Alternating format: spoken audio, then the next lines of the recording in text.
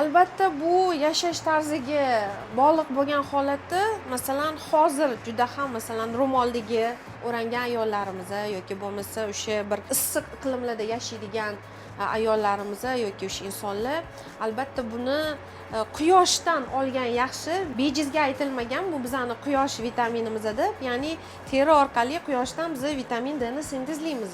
Endi o'rangan ayollar yoki bo'lmasa sovuq iqlimda yashaydigan insonlar, ayniqsa ayollarimiz ko'proq quyoshdan olgani ma'qul. Ya'ni buni o'zini vaqt ko'rsatmalari bor.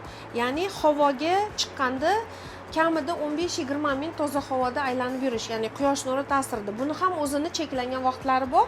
Ayniqsa ko'proq sintezlanish uchun ertalab soat 10 dan 12 gacha bo'lgan vaqtda yoki bo'lmasa kechki payt, ya'ni peshindan keyin 16 dan 18 gacha bo'lgan vaqtlarda sayr qilib, quyosh nuridan bahramand bo'lish mumkin.